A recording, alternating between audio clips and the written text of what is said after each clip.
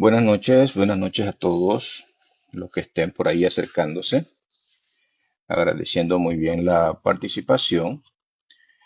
Esta es la 11ª edición de Capricultura 360, Vivencias del Campo, que siempre hacemos para tratar de vertir, explicar o transmitir un poco de nuestra experiencia en el rubro caprino de cara a ofrecer pues ese conocimiento de viva voz o de la experiencia que estamos haciendo. En esta ocasión tenemos una segunda parte de producción de leche y derivados lácteos caprinos que la denominamos yogures, quesos y otros. Generalmente pues de una producción eh, digamos en baja escala. Aquí vamos a descubrir algunas técnicas sencillas, algunas técnicas para elaborar y potenciar los derivados lácteos caprinos, desde la selección de la leche, porque ese es un rubro muy importante. Soy Giovanni Rodríguez de Finca Buenaventura. Esta transmisión generalmente la hacemos con el amigo John Jairo de Finca Caprinamá, que ya dentro de un rato esperemos que pueda conectarse, puesto que el lugar donde se encuentra a veces tiene pues dificultades de conexión. Pero bueno, ahí vamos avanzando para tratar de explicar aun cuando nosotros, cada uno pues tiene una manera de elaborar sus productos, lo que crea pues a cierto grado de autenticidad y originalidad de cada finca. Cada uno tiene algunos, podríamos decir, algunos productos como insignia, que no, hay veces no es que lo hacemos con insignia, pero con el paso del tiempo, la venta, la comercialización y la aceptación de los clientes, de nuestros, digamos, auspiciadores, porque son los que de cierta manera nos, nos incentivan a seguir eh, innovando en este noble rubro, en lo que es los derivados lácteos de cabra. En el caso de John, tiene unos buenos helados. En el caso mío, John me, me, me, me alaba con el dulce de leche, pero cada uno pues tiene ciertos productos, aunque hacemos de muchos otros más, de cierta forma pues eh, se nos caracteriza por tener, digamos, algún tipo de producto insignia que bueno, nos catapulta en este sentido. Bajo este esquema, hay que tener mucho cuidado. Podemos hablar, digamos, de la leche como tal. La leche es un elemento muy delicado, considerando pues que la leche de cabra tiene sus particularidades propias de su origen, que es el sabor que siempre se le atañe a un mal manejo, cosa que no es cierto. La leche de cabra de por sí, ella tiene proteínas específicas que la le disparan ese sabor propio de la leche que tanto pues nos cuesta eh, asimilar, porque no tenemos el paladar adecuado o para asimilar pues este tipo de producto, este tipo de sabor más bien.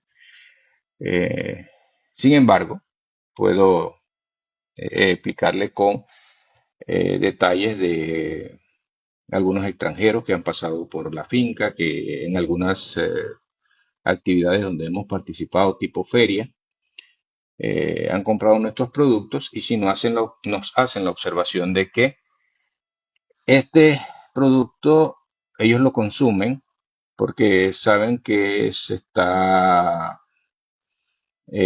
lo están adquiriendo directamente del productor. No obstante, ellos les gustaría tener el sabor de la leche de cabra, o sea, el sabor a cabra per se, que nosotros, de cierta manera, no nos nos cuesta un poco asimilar. Entonces, bajo esa situación, pues en Europa, nuestros productos de repente no tuvieran la aceptación como la estamos teniendo acá, ya que nosotros procuramos de cierta manera, principalmente con el tema frescura, disipar un poco ese sabor que de cierta forma, pues el paladar latino, que no es el panameño, el paladar latino todavía no lo acepta muy bien. Nosotros hemos sido, eh, de cierta manera, hemos crecido tomando la leche de vaca y no precisamente leche de vaca entera, digamos directamente de una pasteurización directa. Generalmente se toma leche de cartón, que es lo que se le llama, o Tetra Pak, que ahora hay, pero son ultra pasteurizadas y que de cierta manera, pues igual, no sabe igual. Hay personas que no asimilan la leche de vaca directa o pasteurizada directa de la vaca con ese, sino las que vienen con esa ultra pasteurización que de cierta manera también le quita un poco el sabor, porque sí tiene también una característica especial. Entonces, bajo esos criterios, nosotros hay que tener mucho cuidado con el pH. Todo eso es alterado puede ser suciedad, puede ser eh, algunas partículas de polvo, sudor y una serie de cosas que te crea una acidez en la leche y que de cierta manera de ahí en adelante se va a ir reflejando mucho más rápido, acentuando los sabores que esta por características propias tiene. Entonces, siempre procuramos que la leche para elaborar todos los productos que salen de esto, que dicho sea de paso, se hace todo lo que encuentras como eh, de leche de vaca, se hace lo mismo. Lo único que sí van a tener algunas características diferentes propias de las moléculas de grasa que tiene la leche de cabra. En este caso, la leche de cabra tiene las moléculas de grasa más pequeñas y por eso de repente el yogur de leche de cabra pues es de carácter bebible, es más líquido, sí tiene un grado de espesor, pero no a nivel de gelatina, como de cierta manera pues se comercializa el de vaca, porque sus moléculas son más grandes y eso pues hace que el yogur sea más gelatinoso, como decir, de poder pues consumirlo con cuchara. El de cabra no. Sí se puede, agregándole algunos espesantes, pero generalmente todos los que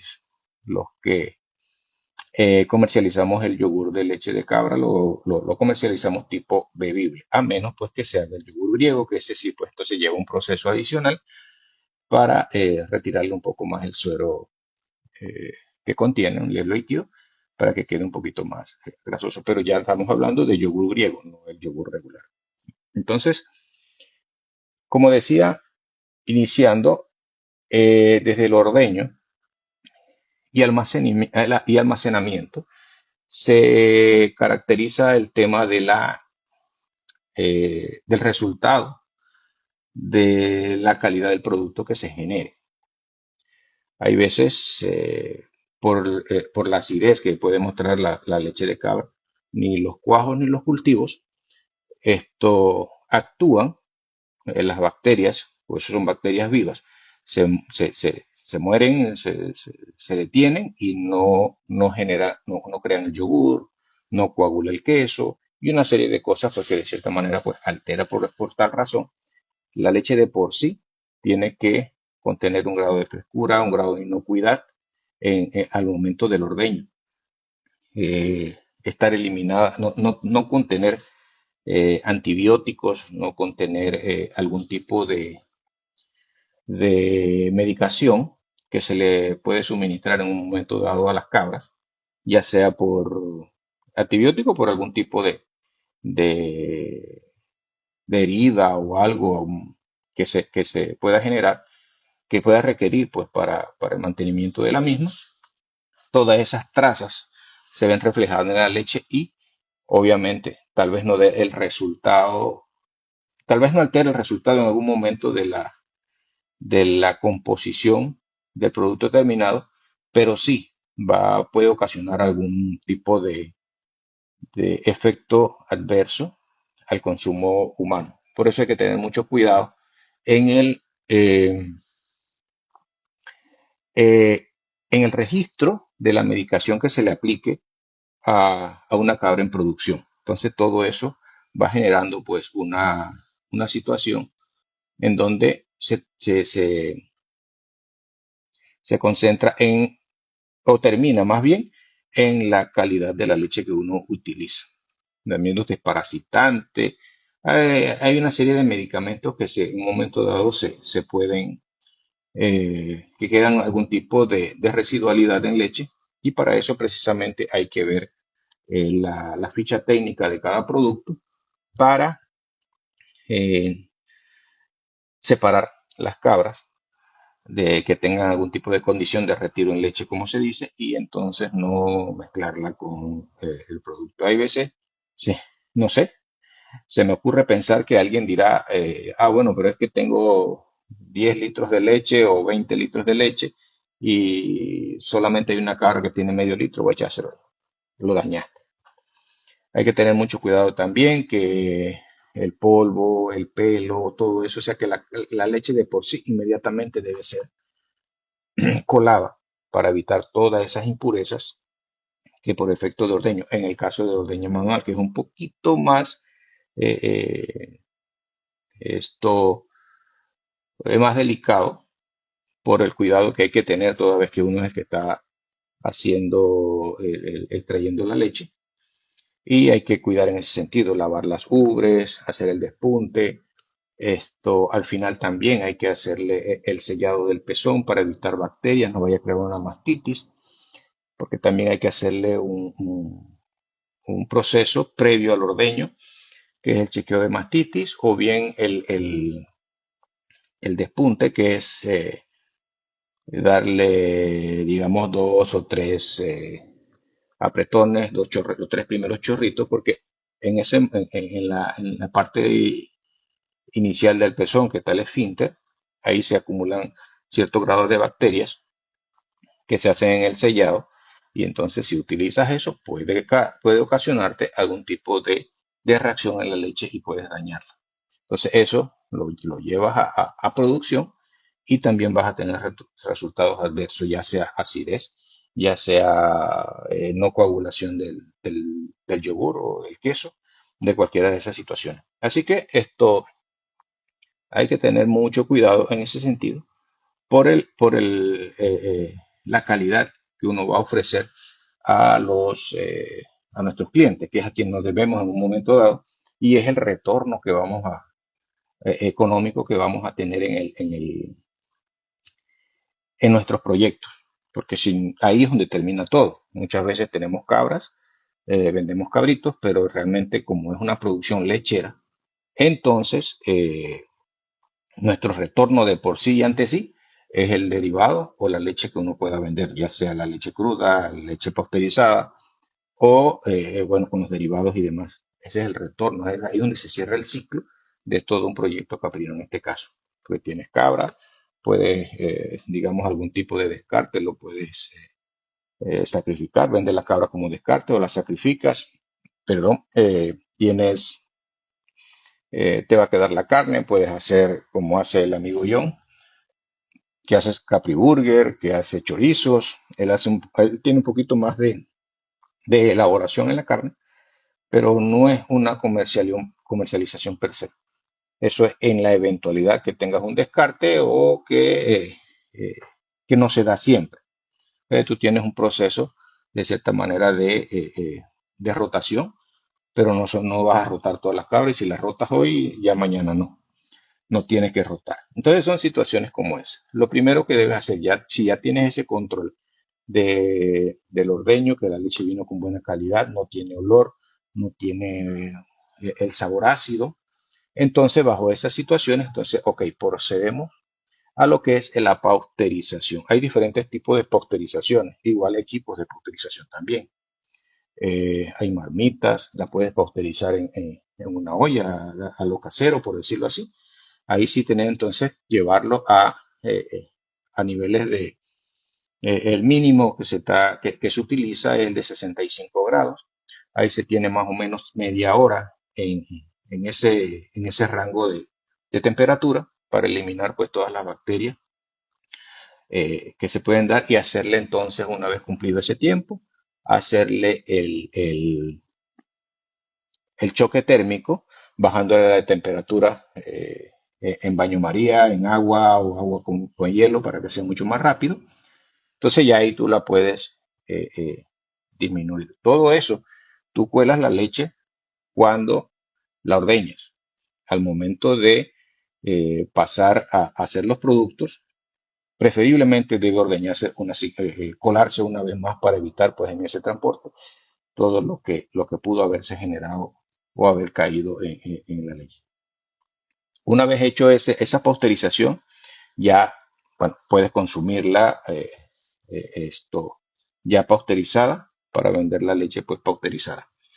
Por otro lado, si vas a hacer, en este caso, si nos vamos a referir al yogur, el yogur tienes que bajarlo a una temperatura de 41 o 42 grados, que es la temperatura ideal para que las bacterias, ya sean mesofílicas o termofílicas, del cultivo, actúen sobre el yogur, sobre la lactosa, sobre la materia grasa, generando pues aquella coagulación que de cierta manera y cierto sabor ácido propio del yogur, no es ácido de la leche, para esto generar pues ese tiempo. El yogur se debe mantener en 42 grados, algunos llegan a 43, por ahí más o menos ese promedio, ya un poquito más, ya te puede ir, digamos, ralentizando el proceso porque las bacterias del cultivo pueden pasar a etapa inerte, se van a morir y no van a actuar sobre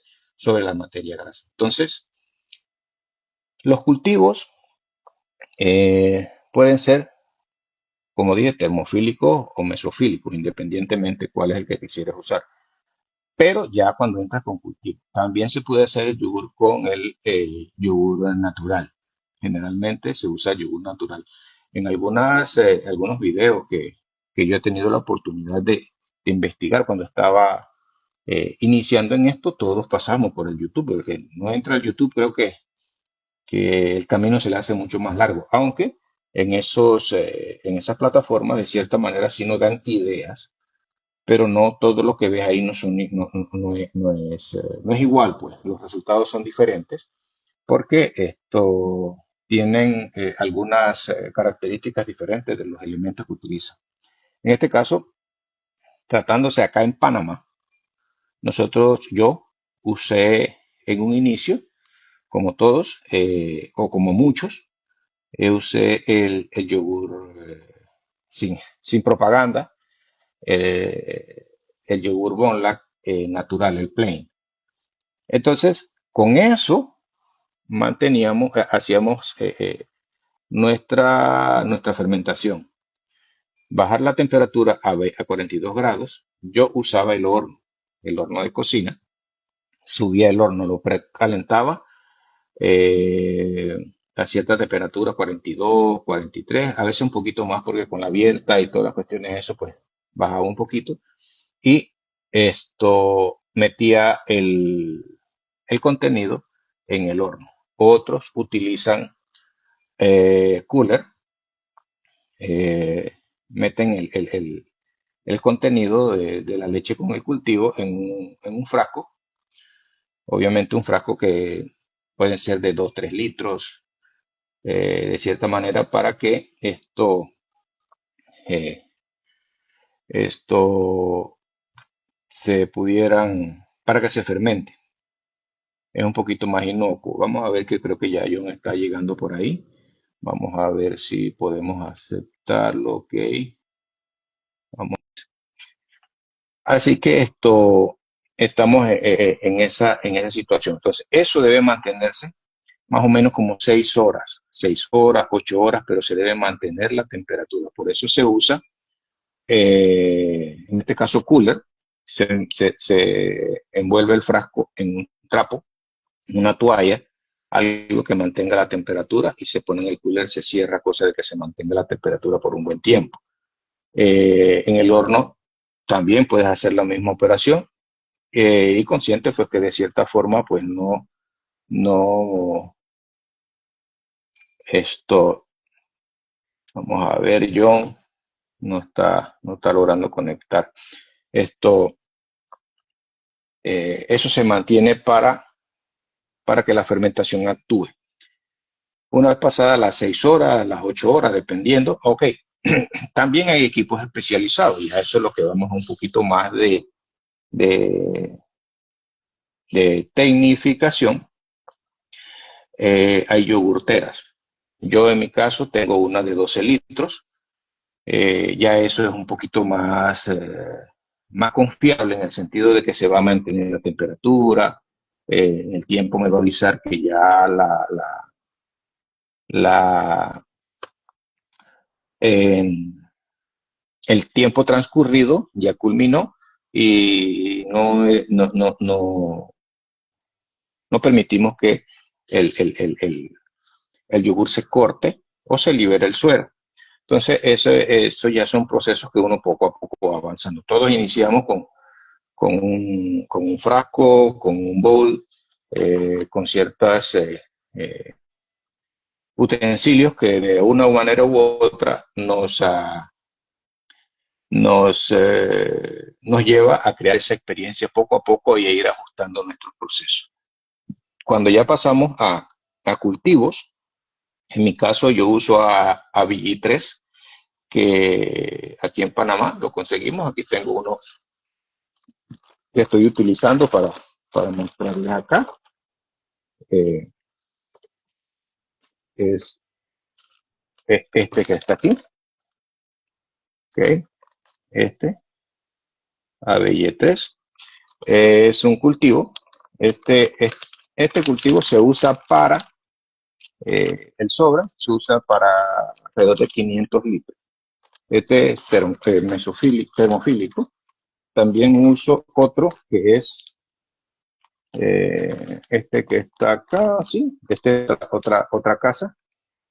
Vamos a ver cómo, este creo que está más entendible. Sí, este está más entendible. Entonces, este es otro tipo. Los resultados son diferentes, eso sí les puedo asegurar, los resultados son diferentes. En el caso de el anaranjado, el IOPRO, a mí me da un resultado de un yogur más líquido. El ABG3 me da un resultado de un yogur un poquito más espeso. Eh, ya eso pues al gusto del procesador en este caso. También, vamos a ver si logramos con John todavía. También, como te diría, hay un espesante. Yo no uso espesante. Eh, sí, es un transglutaminasa. Este es un espesante también de la casa LioPro, que son los mismos que vamos a ver si lo ponemos un poquito más lejos para que lo vean. De la misma casa de LioPro, que son los que están eso. Lo pudiese mandar, me escriben al privado y le puedo mandar la foto de eso. Esos, eh, esos cultivos te dan el resultado. Yo el mesofílico lo uso para hacer queso feta. Ese me da un poquito más de grado de acidez. Los demás sí lo uso para hacer yogur. Generalmente uso el ABY3, me dé el espesante. Los sabores de por sí, en términos plain, en términos yogur natural, la variación no es mucha en cuanto al sabor. Y entonces ya cuando terminas con ese proceso de las 8 horas, entonces ya ahí Algunos productores agarran el yogur, lo sacan de ya fermentado, lo sacan del frasco y agregan, digamos, las frutas que quieren agregar. Hay muchos que utilizan el yogur plain, otros, bueno, ya lo hagan con frutas. Eh, Nosotros, como lo hacemos bebible, yo sí lo agrego inmediatamente. Una vez que saque el yogur, entonces yo voy agregando las frutas, dependiendo pues de la cantidad que haga o qué frutas quiera hacer. Para eso, entonces yo uso las mermeladas o las jaleas, mermeladas deben ser, esto llevan un grado de Brix, porque son hechas con azúcar para tratar de mantener pues como decir, la pasteurización de la misma fruta para darle un poquito más de larga vida y no vaya a crear una reacción con el yogur. Entonces ya ahí, uno mediante un refractómetro, eso sí se me quedó, no lo tengo aquí a mano, se llama refractómetro. Ese mide la cantidad de azúcar que tú quieres agregarle a tu contenido, ¿verdad? A tu yogur, y ahí tú vas creando, digamos, una estandarización de tu producto, cosa de que el yogur, más bien tus productos terminados, eh, le mantengan en el cliente una estandarización de que hoy te compro uno y yo vengo la otra semana y te compro ese mismo, y la diferencia pues es, decimos, casi imperceptible. Entonces, bajo esa situación, pues usamos el refractómetro para tener pues una idea un poco más estandarizada del nivel de dulzor que va a tener nuestro yogur. Entonces, ahí tú le agregas todo eso. Una vez terminado ese proceso, entonces ya tú almacenas tu yogur, le vas a dar, qué sé yo, un día de refrigeración. Eso te va a dar un poquito más de consistencia. Cuando la metes al refrigerador te va a dar un poquito más de consistencia. Por eso es que algunos lo pasan directamente del fermentado, lo pasan al refrigerador, y cuando van a hacer el yogur está un poquito más sólido. Ahora, si pasamos al yogur griego, el yogur griego, después que tú lo terminas, cuando termina la fermentación, lo pasas al refrigerador, él se va a quedar un poco más sólido. Entonces, lo que haces en este sentido es colocarlo en una manta de deshebrado. Esas igual las venden a sí mismo como manta de deshebrado.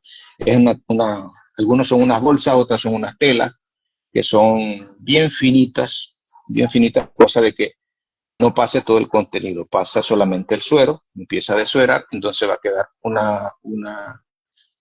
una masa tipo un poquito más suave que la mayonesa. Entonces ya ahí vas a tener el yogur griego. A eso le pueden agregar frutas, lo pueden usar al natural, se usa mucho para las comidas. Algunos también lo consumen así, de manera natural, así que las variables son diferentes. Y aquí tenemos la leche pasteurizada, ya tenemos el yogur y tenemos el yogur griego. Ahora, si pasamos al queso, entonces el queso, bajo el sistema mismo de pasteurización es el mismo, entonces pasas a la parte de a qué temperatura vas a bajar. Hay dos opciones. Algunos agregan cloruro de calcio para tratar de recoger un poco más la proteína grasa con que se va a hacer el queso, o sea, la cuajada. Entonces, en ese sentido se baja a 32 grados, ¿verdad? En los 32 grados, entonces se inocula el cloruro de calcio. El cloruro de calcio se echa y se revuelve. Obviamente, en ambos casos, el yogur hay que revolverlo, pero de manera delicada. O sea, la leche tú no la puedes revolver como que estuvieras haciendo una sopa o batiéndola, que no es lo mismo. O sea, se va a revolver y se revuelve lentamente. Eso es como si fuera un producto vivo. Si las agitas demasiado, entonces tiende a separarse la materia grasa y ya no te va a dar los mismos resultados. Así que si han llegado a ver videos eh, donde se hacen estos productos, inclusive a nivel industrial, que son con máquinas, se pueden ver que las máquinas se mueven lentamente, ¿verdad? Para hacer las agitaciones, ya sea en yogur, ya sea inclusive en las pasteurizaciones, porque las pasteurizaciones se tienden a tener en movimiento, pero un movimiento lento. Inclusive Es de enfriamiento, ya de donde es industria, que también mantienen ese movimiento para que se mantenga uniforme la temperatura en todo el producto en este caso. Entonces, en este caso lo mismo, al yogur igual y al queso de la misma manera. Una vez agregues el cloruro de calcio, el que lo agrega, no es necesario, si no lo agregas no pasa nada. Entonces lo agregas lentamente, lo revuelves lentamente, lo vas agitando. Ahora, una vez pasado esto, entonces la subes a 37 grados. Eh, Eso es para el queso, en este caso fresco. Vamos a hablar de queso fresco. Ya los otros quesos de corte curado y demás, pues llevan eso no lo vamos a tocar en esta ocasión. Vamos a hablar solo del queso fresco porque esto es un mundo y no nos va a dar el tiempo. Entonces, cuando subes a los 37 grados, entonces ya agregas el cuajo. El cuajo puede ser, por lo menos este que está aquí, es un cuajo líquido de Renner, ¿verdad? Eso más o menos 4 ml para 100 litros, así que puedes sacar la variante para la cantidad que tú vayas a hacer. Vas a hacer 10 litros, vas a hacer 5 litros. Ahí tú sacas la variante de eso. Ese es el líquido. Acá tengo uno que es con lo que siempre comenzamos muchos, es este cuajo. Vamos a ver cómo te lo coloco, se lo coloco aquí para que lo vean, ¿verdad? Es conocido como tres muñecas. Ajá. Este de Hansen, este de la misma casa del Avicii 3. Entonces se le conoce como tres muñecas, ¿verdad? Este sobrecito que está aquí es para 75 litros de leche.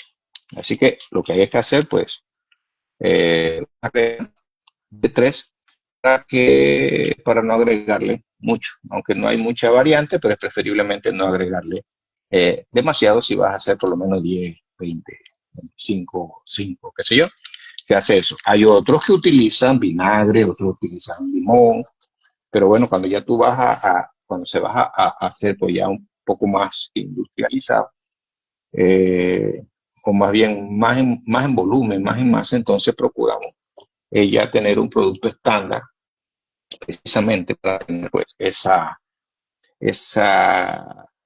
valga la redundancia, esa estandarización en el producto. Inclusive va en el sabor, en la textura y una serie de cosas que se van ahí. Entonces, una vez agregues el cuajo, entonces igual, vamos al mismo, el cuajo entonces, en este caso, el cuajo en polvo, lo que se hace es que previamente se agrega en un poquito de agua con sal. Se le agrega un poquito de agua con sal. El agua preferiblemente tiene que ser no clorada. Puedes usar agua de botellita. Eso es un poquito, agua ambiente. La mezclas ahí y con un poquito de sal, le echas la cantidad de cuajo según la cantidad que vayas a utilizar. Y entonces esa mezcla se le agregas a la leche.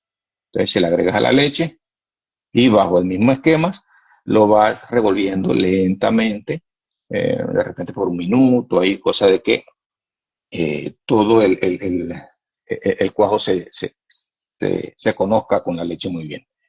Entonces, en esa situación viene el descanso.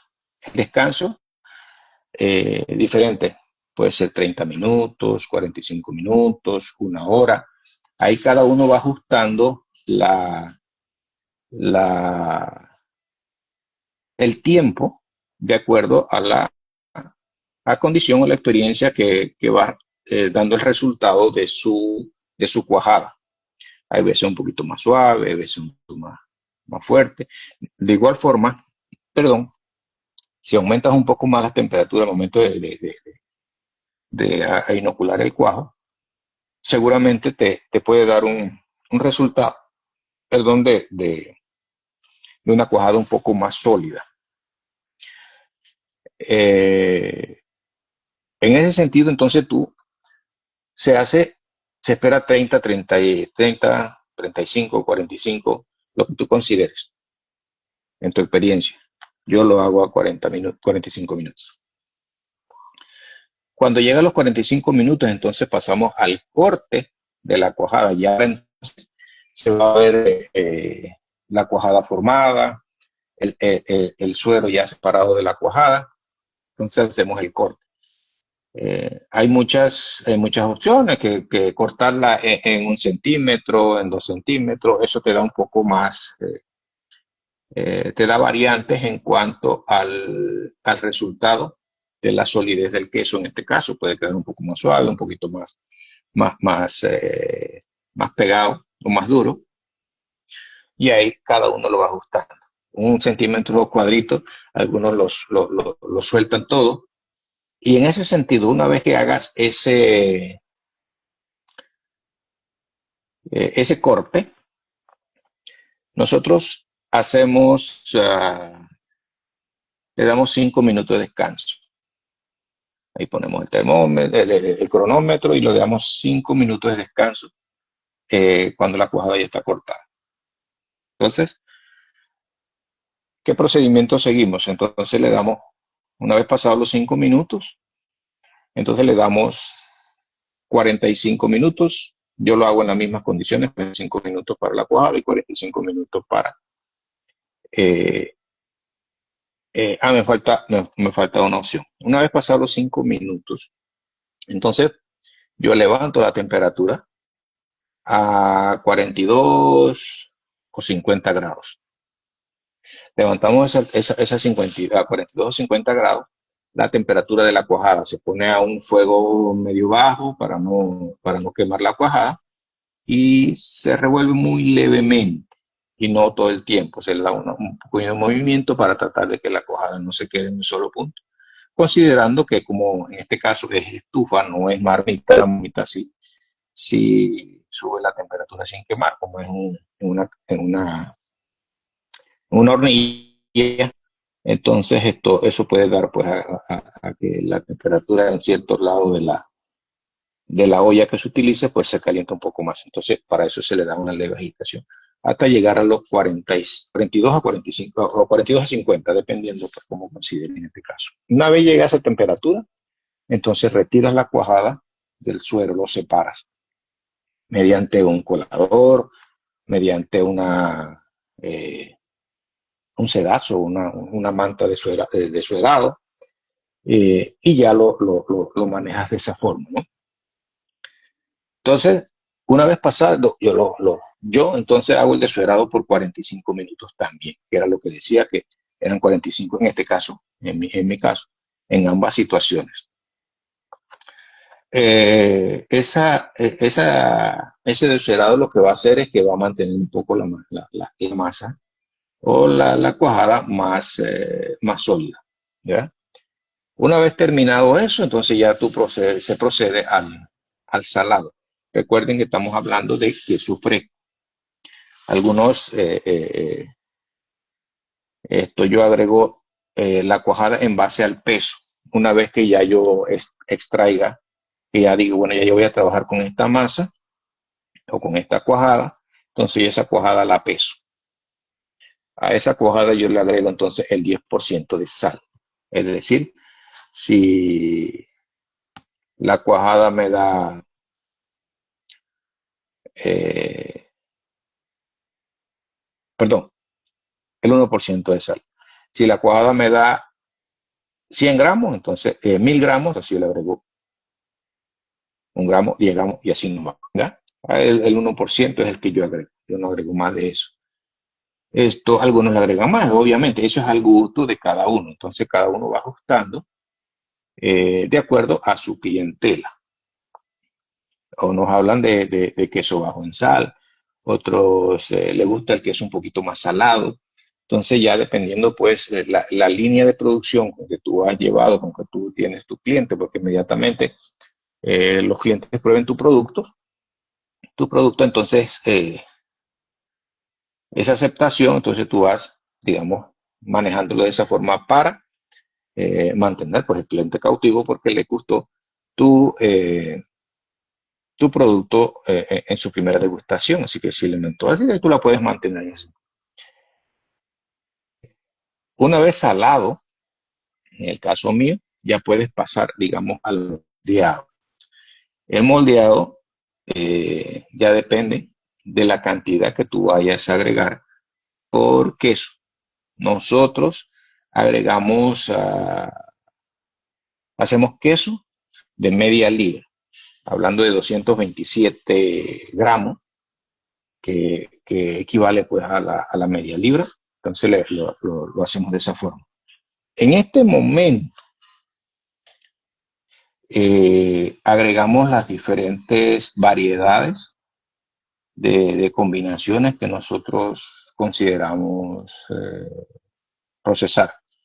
Podemos hacerlo con aceituna, con finas hierbas, todas esas variedades que a cada uno se les ocurra y pueda hacer una buena combinación entre el sabor del queso y la especia o la fruta que quieran agregarle. Entonces, en este momento es que yo lo hago. Igual, cada uno pues va a ir sacando poco a poco eh, como si fuera su receta.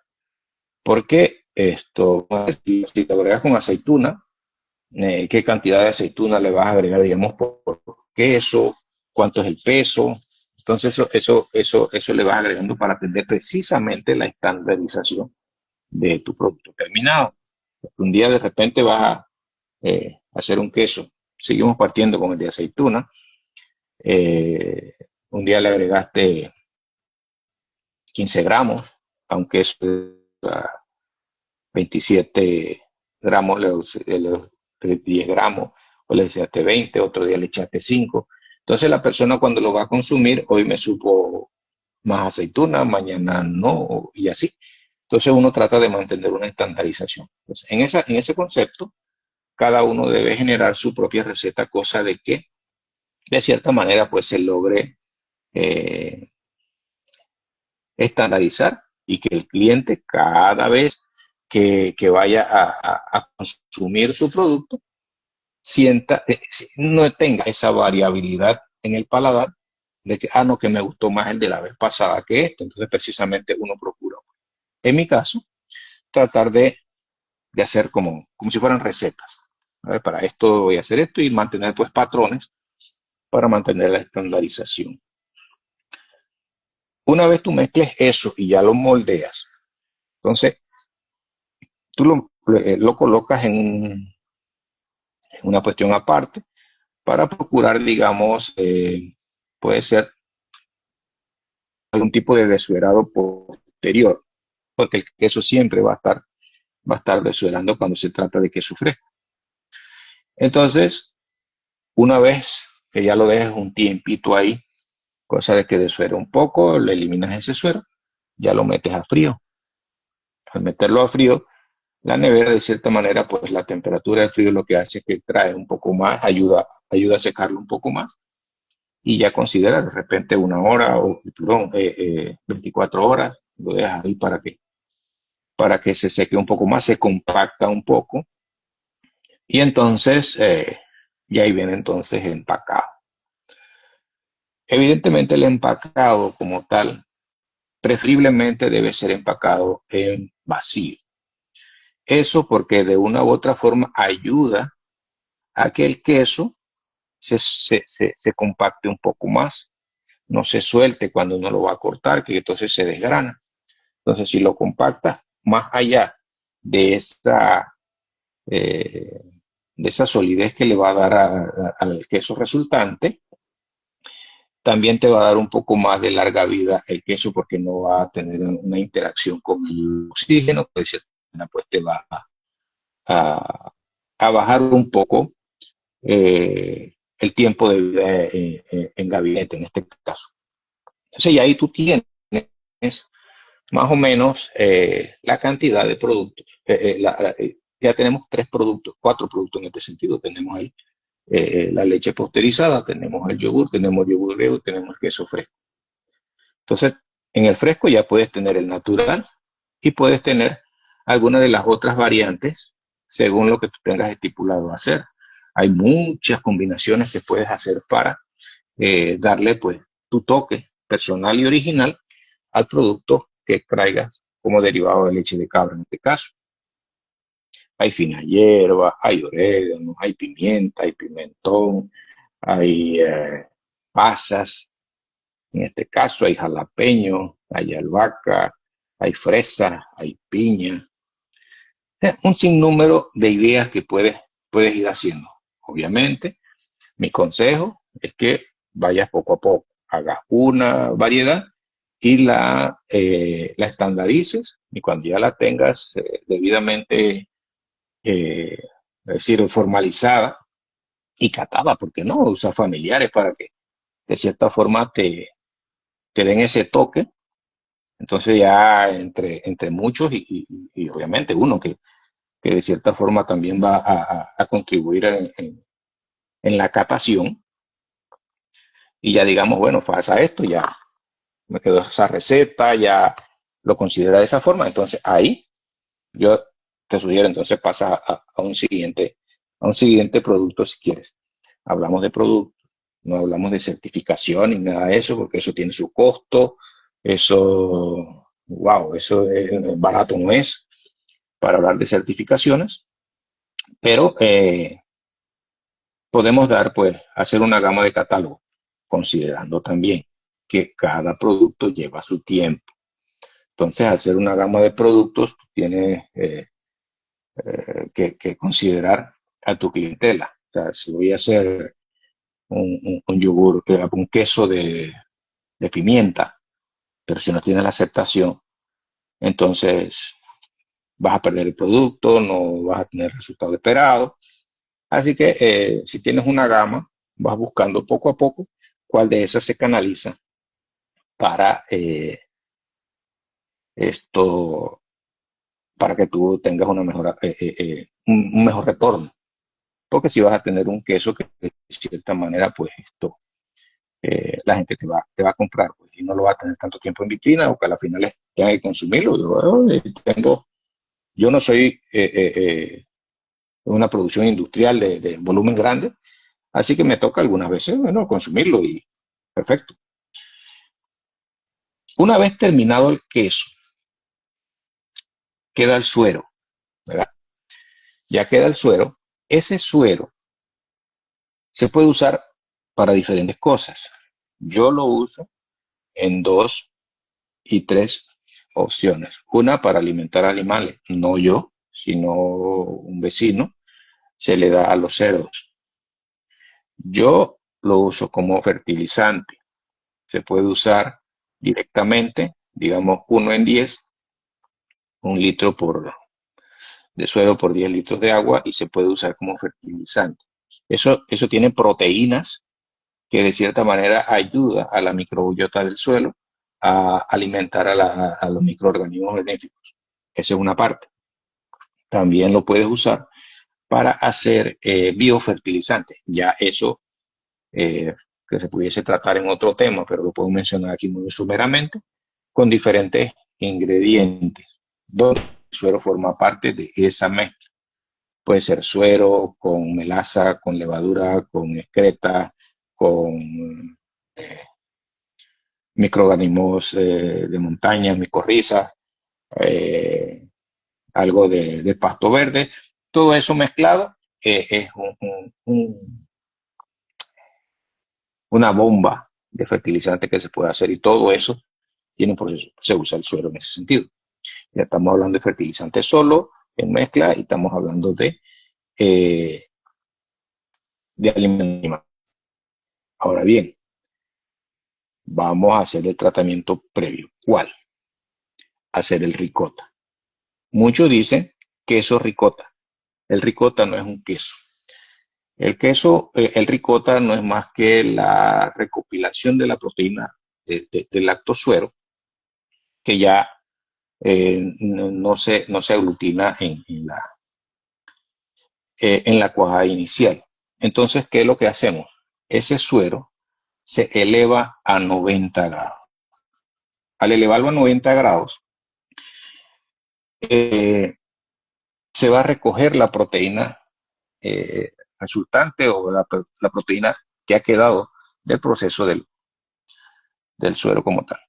Entonces, desde el queso. Cuando eso llega a 90 grados, eso se va a generar una masa.